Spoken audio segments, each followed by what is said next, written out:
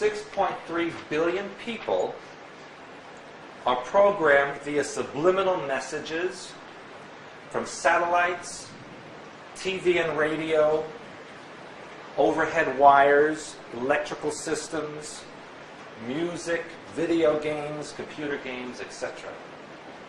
All of these things have subliminal messages in them that you cannot physically hear, but your brain hears, because it picks up the frequency that's embedded in the carrier waves. And so then the next logical question is, who is chosen for programming? What are the basic requirements? Well, first of all, it's based on the needs of those who program people, the Illuminati, for example. What do they need people to do? Who would best fulfill that function? It is also based on genetics. Now, all people of all races have been programmed. Some specifically, some not. But the most or widest range or highest percentage of programmed people would be those with genetics of blonde hair, blue eyes, red hair, green eyes, or any variation thereof. That doesn't mean if you have black hair and brown eyes, you're not programmed. It means the likelihood is greater if you are blonde hair, blue-eyed, etc. Why? Because those genetics are more easily programmable. But here's the thing. Let's say you have brown hair, brown eyes. Does that mean that it's not as likely? Look at your genetics. Do you come from a lineage of people with those genetics anyway? If you do, then you have the recessive genes within you that are programmable. So you have to look at that aspect as well.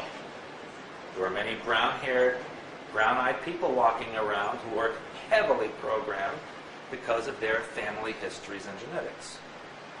It's not only the physical characteristics, but the history and background as well.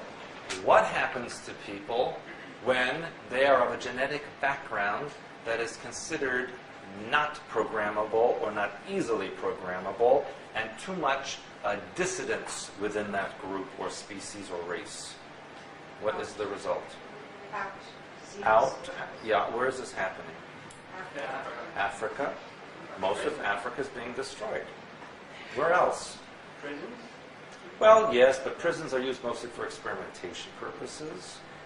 Latin America, the Aborigine people, a lot of the Asian people, all being eliminated to one degree or another because they're not considered programmable. There is a small percentage that is kept for what? Service people, slaves, etc. Absolutely. If you go to a hotel in Australia, who are the housekeepers? Not that many of them. Who is now the housekeepers in Australia? Vietnamese. Hispanic people and Vietnamese, etc. Hispanic people in Australia. Yes. What makes those groups of people not easy to program? Their genetics. The way their genetics are constructed does not allow for mind control programming ways to easily access the mind pattern.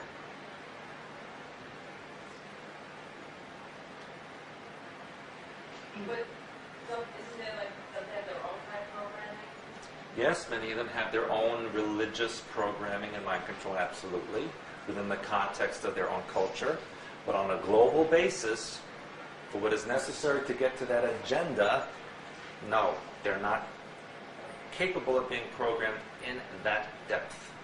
Which is also why the Illuminati are seeking to eliminate native peoples wherever they find them, like the American Indian, or like the Aborigines, or etc. Why? Because those people have a greater use of the brain capacity. Remember, humans use 10% or less of their brain.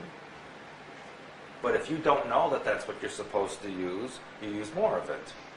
If you're not conditioned to using less, you use what you have. If your whole life you're taught to use only up to your elbow and not the rest of your arm, you don't know how to use the rest of your arm. But if nobody told you that, you can use the whole thing. So those people are dangerous, because studying those cultures could make you realize what I'm not doing. So they're being eliminated.